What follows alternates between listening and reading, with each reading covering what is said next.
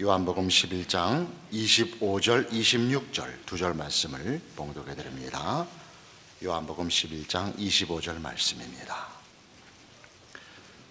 예수께서 이르시되 나는 부활이요 생명이니 나를 믿는 자는 죽어도 살겠고 무릇 살아서 나를 믿는 자는 영원히 죽지 아니하리니 이것을 네가 믿느냐? 오늘 본문은 나사로를 살리시는 사건입니다. 나사로가 죽었지요. 예수님이 찾아오시고 마르다가 안타까워합니다. 주께서 여기 계셨으면 안 죽었을 텐데. 나는 부활이요 생명이니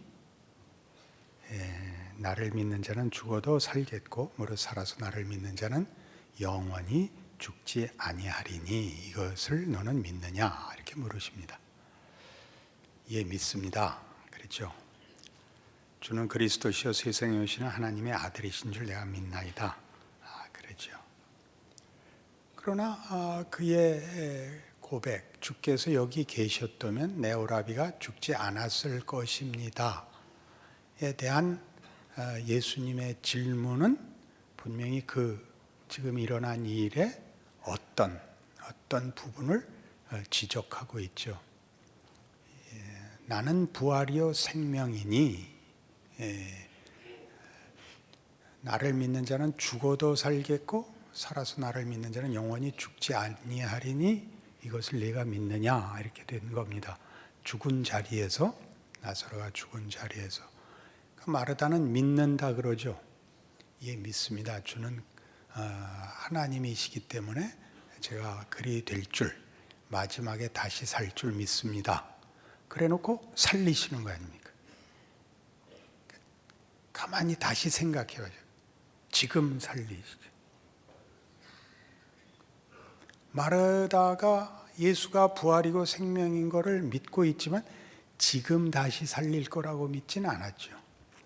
결국 부활할 것이라고, 종말엔 일어날 것이라고 믿어서 종말적 믿음을 가지고 있지만 그 종말은 어차피 최종 심판대로 미루어져 있고, 보통 우리식으로 얘기하면 내세적으로 미루어져 있지 여기서 다시 살 거라고는 전혀 기대하고 있지 않죠. 그러니까 예수께서 마르다의 어떤 안타까움에 대한 나를 믿는 자는 죽어도 산다는 거 너 믿느냐라는 질문은 그런 의미에서 이 결과를 이미 암시하고 있는 거죠. 부활절 그러면 우리가 예수께서 다시 사셨고 우리가 사망 권세를 이기고 마지막에 다시 부활한다 하는 것쯤은 다 믿습니다. 그러나 그게 현실이냐 하는 데서는 우린 약간 모호합니다. 현실이냐? 그럼 현실일 것입니다. 믿음 안에서 현실일 것입니다. 그 믿음 안에서 현실이라는 게 뭐냐? 그러니까 나사로가 살아난 이 사건 같이 그 믿음이 얼마나 현실적인 것이냐를 모르면 그저 막연히 기다리는 것 외에 신앙생활의 활력은 찾을 데가 없게 됩니다. 질문이 분명해졌습니까? 못 알아듣는 얼굴은 부활절에도 여전히. 고린도전서 15장에 가보시죠.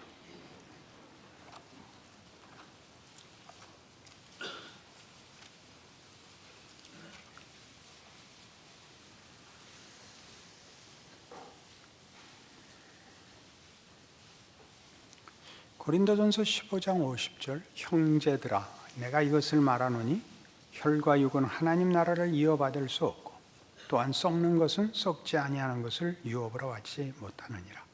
보라 내가 너희에게 비밀을 말하노니 우리가 다 잠잘 것이 아니요 마지막 나팔에 순식간에 호련히 다 변화되리니 나팔 소리가 나면 죽은 자들이 썩지 아니할 것으로 다시 살아나고 우리도 변화되리라. 이 썩을 것이 반드시 썩지 아니할 것을 입겠고 이 죽을 것이 죽지 아니함을 입으리로다. 이 썩을 것이 썩지 아니함을 입고 이 죽을 것이 죽지 아니함을 입을 때에는 사망을 삼키고 이기리라고 기록된 말씀이 이루어지리라. 사망아 너의 승리가 어디 있느냐? 사망아 네가 쏘는 것이 어디 있느냐? 사망이 쏘는 것은 죄요, 죄의 권능은 율법이라. 여기까지 종말론적 부활 사상에 아무 문제가 없습니다. 그렇죠? 성경은 우리 육체와의 분리를, 우리 세상에서 말하는 죽음을 성도들에게 죽음이라고 표현하지 않습니다. 잠자는 자, 그리스도 안에서 잠자는 자로 되어 있습니다. 그리고 부활의 몸을 받을 것입니다. 지금 이 몸이 아니라 부활의 몸, 다시는 상하는 것이 없는, 해하는 것이 없는 몸을 가질 것입니다. 그리고 말미에 무슨 결론을 잇느냐 하면, 우리 주 예수 그리스도로 말미암아 우리에게 승리를 주시는 하나님께 감사하노니, 그러므로 내 사랑하는 형제들아 견실하며 흔들리지 말고 항상 주의 일에 더욱 힘쓰는 자들이 되라. 이는 너희 수고가 주 안에서 헛되지 않은 줄 알미라. 믿음을 가지고 잘 살아라, 그런 얘기인 줄 다 압니다. 그러나 하나 더 넘어서 우리가 몸은, 지금 입고 있는 이 몸은 죽고 썩어 없어지고 새 몸을 받을 것인데, 말하자면 지금 우리가 하는 수고와 애쓰는 것들은 연결될 것이랍니다.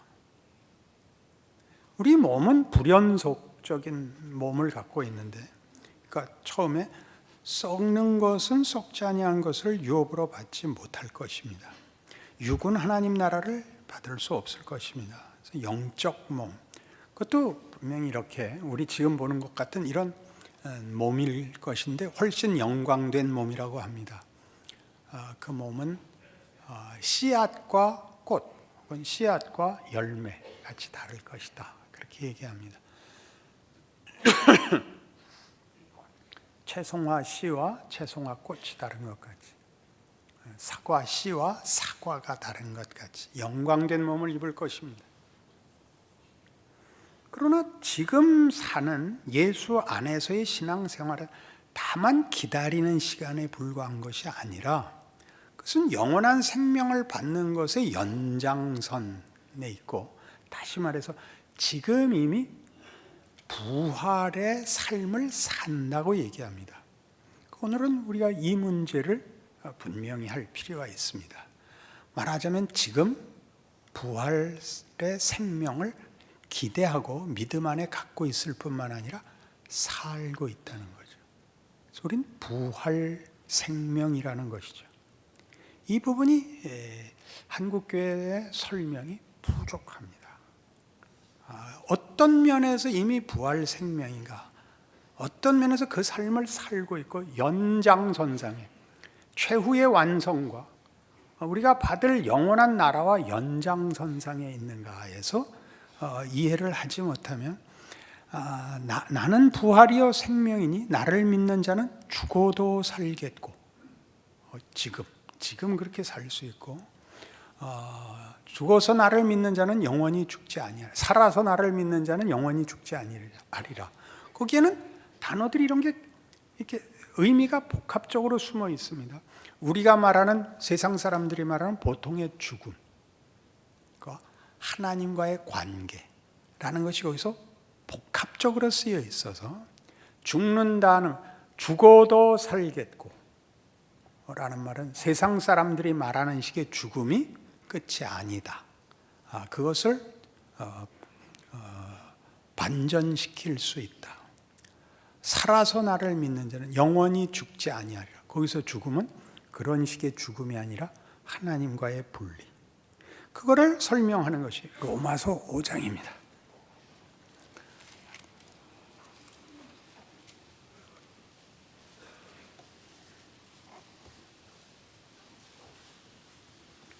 로마서 5장 1절. 그러므로 우리가 믿음으로 의롭다 하심을 받았으니 우리 주 예수 그리스도로 말미암아 하나님과 화평을 누리자. 또한 그로 말미암아 우리가 믿음으로 서 있는 이 은혜에 들어감을 얻었으며 하나님의 영광을 바라고 즐거워하느니라. 하나님의 영광을 바라고 즐거워하느니라. 자, 우리가 이것은 거의 내세적으로, 종말론적으로만 가진 소망이 되었지, 그것이 어떻게 현실인가에 대한 이해는 대단히 부족합니다. 이어보죠. 다만 이뿐 아니라 우리가 환난 중에도 즐거워하나니 이는 환난은 인내를, 인내는 연단을, 연단은 소망을 이루는 줄 알미로다. 소망이 우리를 부끄럽게 하지 아니함은 우리에게 주신 성령으로 말미암아 하나님의 사랑이 우리 마음에 부은 바 됨이니 우리가 아직 연약할 때 기약대로 그리스도께서 경건하지 않은 자를 위하여 죽으셨도다. 의인을 위하여 죽는 자가 쉽지 않고 선인을 위하여 용감히 죽는 자가 혹 있거니와 우리가 아직 죄인 되었을 때 그리스도께서 우리를 위하여 죽으심으로 하나님께서 우리에 대한 자기의 사랑을 확증하셨느니라. 그러면 이제 우리가 그의 피로 말미암아 의롭다 하심을 받았으니 더욱 그로 말미암아 진노하시면서 구원을 받을 것이니 곧 우리가 원수 되었을 때 그 아들의 죽으심으로 말미암아 하나님과 화목하게 되었은즉 화목하게 된 자로서는 더욱 그의 살아나심으로 말미암아 구원을 받을 것이니라. 여기가 다시 한 번 더 강조되어야 합니다. 하나님이 우리가 하나님을 배반하고 거역하고 외면하고 없이 살았을 때 우리 편을 드신 분으로 그 아들을 보내어 그 화목을 위하여 그 아들을 죽음에 내맡겼다면, 그 아들을 죽음으로, 그의 죽음으로 우리에게 그와의 관계를 회복했다면 그가 살아있음으로는 얼마나 그 관계가 풍성하겠느냐. 지금 예수님 죽어오신 거예요? 살아계시잖아요. 하늘 보좌 우편에 계신 예수 그리스도의 살아계심은 그의 죽으심으로 이룬 것보다 얼마나 풍성하겠느냐. 지금 이제는 우리를 위하여 죽을 수밖에 없었던 역사적 예수 그리스도의 성취와 순종과 사망을 격파하고 일어나시는 구원의 완성이 있어서 우리가 여기에 왔는데 그 일을 이루시고 하늘 보좌에 앉으신 예수 그리스도가 죽으심으로 우리를 하나님과 묶은 그 묶음은 우리는 묶었다 떨어졌다라고 밖에는 묶은 사실을 상상력의 빈곤으로 묶였냐 떨어졌냐만 논하고 있지만 그 묶여진 것이 그 후에 묶음으로써 일어나는 그 풍성함이 우리 것이라는 것, 그의 죽으심으로 화목된 하나님과의 관계가 그의 살으심을 인하여 더욱더 구원을 얻으리라, 더욱더 풍성하리라. 11절, 그뿐 아니라 이제 우리로 화목하게 하신 우리 주 예수 그리스도로 말미암아 하나님 안에서 또한 즐거워하느니라. 이게 이제 즐거운 게 없어서 이 말이 이제 안 들어오긴 해요. 이 즐거움이 뭔지는 좀 이따 설명하기로 하고, 시작이 그랬잖아요. 1절 돌아가서 다시 보세요. 그러므로 우리가 믿음으로 의롭다 하심을 받았으니 우리 주 예수 그리스도로 말미암아 하나님과 화평을 누리자. 또한 그로 말미암아 우리가 믿음으로 서 있는 이 은혜에 들어감을 얻었으며 하나님의 영광을 바라고 즐거워하느니라. 이 부분이 강조되지 않은 것이 아니라 구체화되질 않았어요. 막막하다 말이죠. 그래서 종교적 행위를 하는 것 정도로 치부됐다고요. 예배드리고 기도하고 전도하고 그런 정도가 아니라 우리는 예수 그리스도로 말미암아 하나님과 화목된 자로 이제 존재하는 거예요.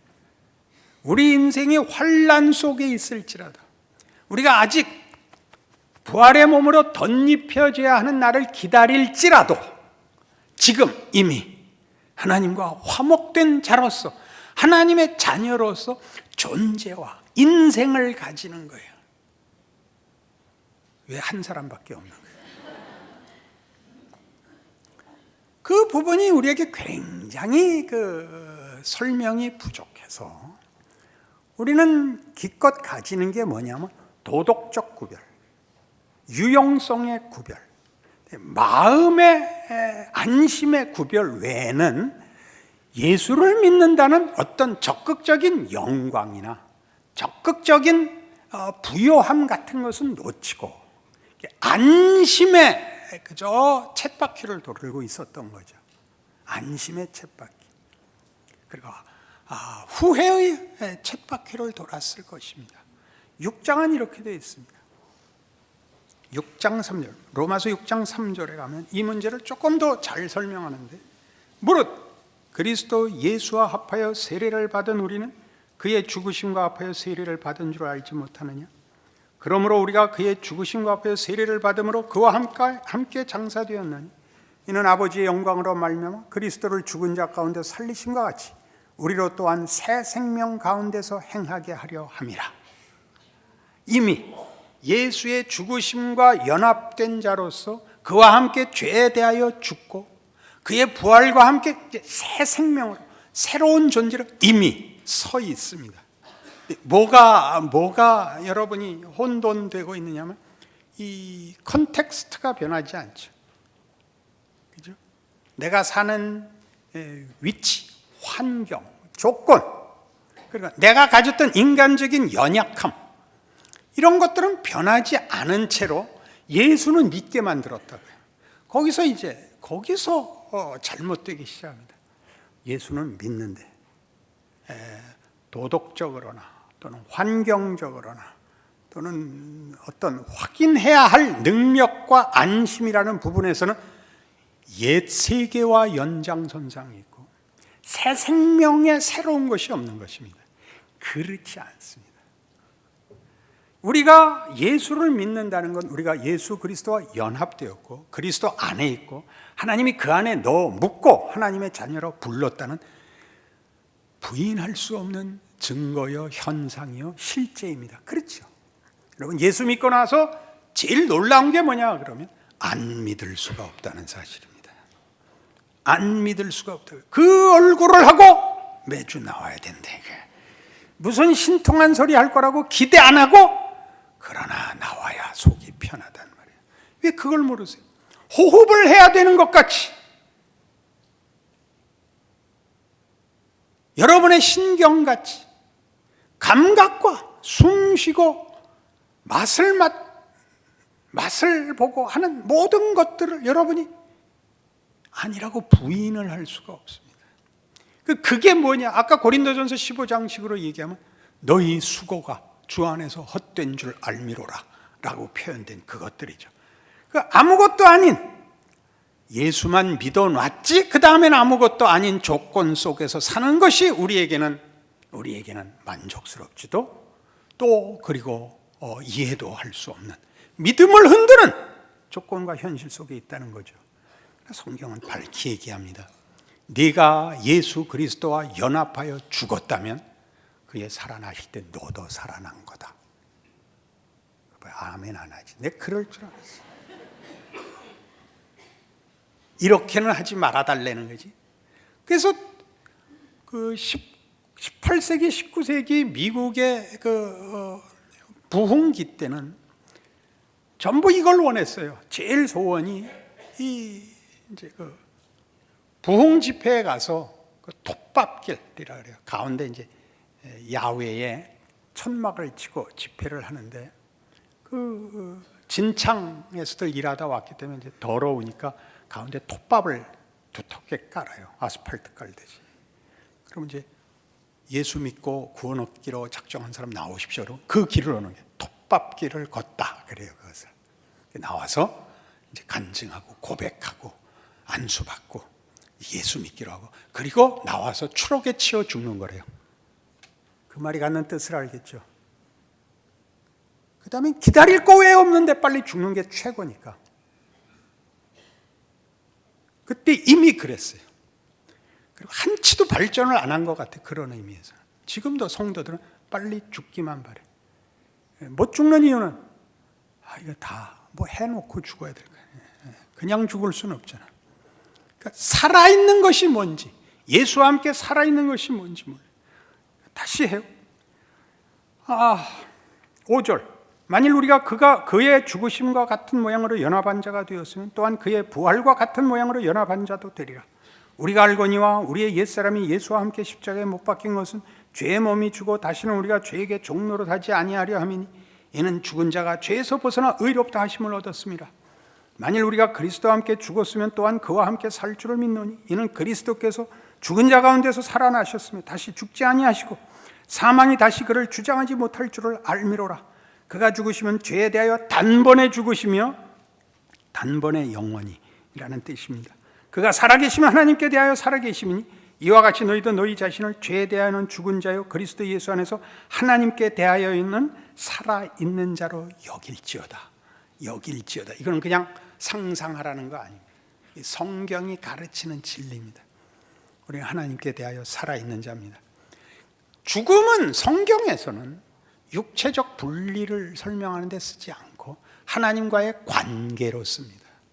죽었다는 것은 하나님과 분리된 자를 말하고, 살았다는 것은 하나님과 다시 관계가 회복된 자, 성경에서는 그것을 믿음을 가진 자, 은혜를 받은 자라고 얘기합니다. 잘 생각하십시오. 그것이 부활입니다. 그러니 우리는 아직 완성된, 부활의 가장 완성된 영광의 조건 속에 들어가 있지 않을지라도, 우리가 하나님 모를 때, 아니 우리가 만든 죄가 최종 권세인 저주를 만들어낸 조건 속에 있을지라도 예수 그리스도로 말미암아 하나님의 자녀로 거듭나 하나님의 백성으로 존재하고 있습니다. 왜 그렇게 하시느냐는 우리는 아직 다 모릅니다. 그러나 이 사실을 알고 살면 하나님이 아직도 구원의 문을 열어놓고 있다는 사실과 지금 당하고 있는 고난, 그리고 도무지 긍정적인 이유가 없을 것 같은 인생이 대단히 유익하고 신비롭다는 것을 알게 됩니다. 아무 고통도 없고 근심도 없고 원망할 필요 없는 상태에 들어가는 것이 최선은 아니라는 것 알게 됩니다. 인생을 억울하게 사는 것이 꼭 손해는 아니라고 성경이 얘기합니다. 고린도 후서 6장에 가면 그 사실을 사도 바울이 이렇게 담대하게 기록해 놓고 있습니다.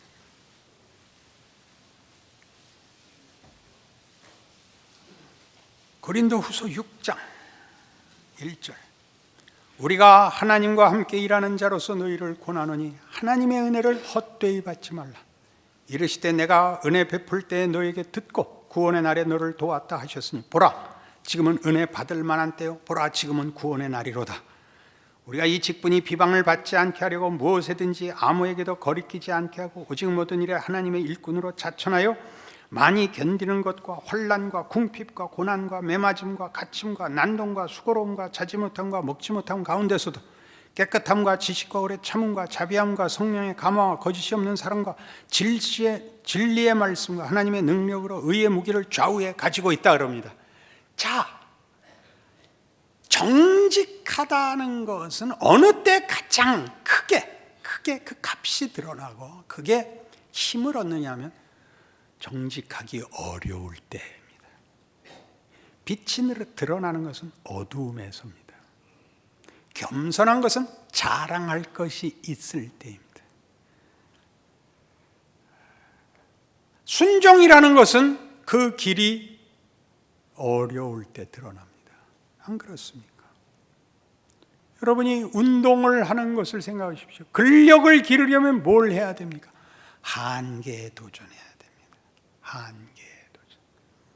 한 인간의 위대함은 그가 가진 것을 마음껏 발산했을 때인데, 그 마음껏 발산은 방향도 없고 이유도 없고 목적도 없고 일관되지도 않고 작품을 만들지 않는 그냥 발산이어서는 안 되는 것입니다. 그 마음껏 발휘된 것이 어느 한 작품에 집중되고 녹아들어 깊이와 빛을 발하는 것 아니겠습니까? 그러기에는 예수 믿는 자들에게 이 세상만한 곳이 없습니다. 우리가 지은 죄, 하나님을 거부하고 스스로를 우상화시킨 우리의 야심, 우리의 소원, 우리의 거짓, 우리의 부패, 우리의 비겁 속에서 이제 하나님의 자녀로 사는 자가 가지는 새 생명을 부풀리고 채우고 키우고 놀랍게 하고 실천하게 하고 맞닥뜨리게 합니다. 싫다고요? 모든 운동 경기에는 공격과 수비가 있습니다. 그렇죠? 요즘 야구 시즌이니까 잘 아시겠습니다만 내야수들은 수비를 위해서 뽑습니다. 타율보다 수비력을 위해서 뽑고 외야수들은 보통 수비보다는 타격을 위해서 뽑습니다. 그쯤은 잠실 운동장 앞으로 왔다 갔다만 해도 아는 일입니다. 희한하게 당구를 치면 뒷담화 잡았다고 지랄을 떱니다. 그건 어디서부터 나온 전통인지 모르겠는데 모든 승부는 수비가 있는 것입니다. 그걸 뚫어야죠. 저는 수비를 당하면 매우 기뻐합니다. 1년에 한 번 올까 말까 한 기술담화의 찬스가 생깁니다. 당구공은 직선으로 다니지 않습니다. 곡선으로 다닐 뿐 아니라 이게 점프를 하기도 합니다. 오늘부터 가셔서 경건한 마음으로 한번 시도해 보시고, 인생이라고 개뿔도 몰라서 하나님이 어떻게 재창조를 창조 속에서 이루시는지 하나도 모르기 때문에 제약이라는 것은 부정적인 것으로 되어 있습니다. 여러분이 무엇을 잘했을 때보다 못했을 때에도 그건 못지않은 결과를 만드신다는 것을 여러분 삶 속에서 마음껏 누리십시오. 그러면 순엉터리가 되고 무질서하고 방탕해질 텐데 그렇게 못 갑니다. 해보십시오. 그건 스스로가 봐도 비참합니다. 그 시 쓰고 무슨 예수라고 하는 사람들이 다 예수 믿은 사람들 아닙니다. 예수 안 믿고도 거기까지 갑니다. 인간성을 거부할 수가 없는 겁니다. 그게 예수를 믿어 생명이 들어가야 됩니다. 생명이, 작품이 아니라 생명이 들어가야 됩니다. 우리는 그 생명으로 살고 있습니다. 그래서 이어지는 말에 이렇게 나오죠. 고린도후서 6장 8절. 영광과 욕됨으로 그러했으며 악한 이름과 아름다운 이름으로 그러했느니라. 우리는 속이는 자 같으나 참되고 무명한 자 같으나 유명한 자, 죽은 자 같으나 보라 우리가 살아있고 징계를 받는 자 같으나 죽임을 당하지 아니하고 근심하는 자 같으나 항상 기뻐하고 가난한 자 같으나 많은 사람을 부유하게 하고 아무것도 없는 자 같으나 모든 것을 가진 자로다. 이 이중적인 이 표현이 가능해지느냐 하면 우리는 새 생명으로 이 어둠의 세상을 종단하는 것입니다. 그러니까 우리가 그 속에 들어가 있으니까 우리도 다 망하는 자 같고 우리도 죽음의 길을 걷는 자 같은 거예요. 예수를 믿는다는데 하나도 나은 것은 없어 보인다. 그렇지 않습니다. 우리는 빛입니다. 빛이 어두움을 지나가고 있습니다. 빛을 발하고 있습니다. 우리는 영광으로 삽니다. 약간 보였죠? 하나님의 영광을 바라고 즐거워하느니라. 놀라운 선언이죠. 우리 모두가 알아야 될 부활에 관한 현실은 그것입니다. 노아의 경우를 보십시오. 그는 하나님과 동행하더니 하나님이 그를 데려가시며 더 이상 세상에 있지 아니하니라. 하나님과 300년 동행. 이게 노아고, 다윗은 뭡니까? 주께서 내 원수의 목전에서 내게 상을 베푸시고 내 머리에 기름을 바르셨으니 내 잔이 넘치나이다. 여호와의 인자하심과 선하심이 평생 나를 따르리니 내가 여호와 이전에 영원히 거하리로다.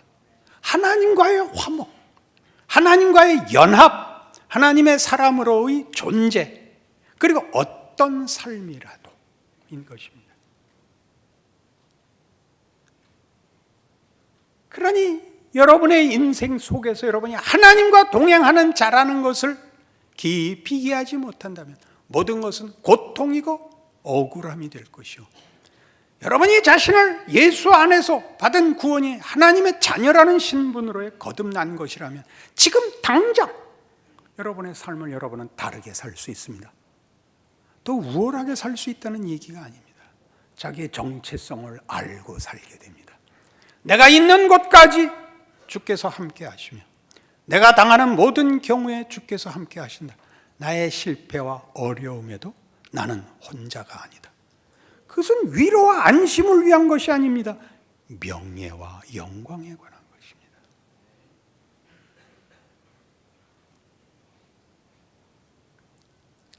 제가 체중이 빠지고 몸이 좋지 않아서 매일매일 조금씩 마르고 있습니다. 매일 거울을 들여다보고 통쾌하게 웃습니다. 으하하. 왜? 멋있는 사람은 못생겨야 돼. 록 허드슨이 배너로 나왔으면 배너는 망했을 거예요.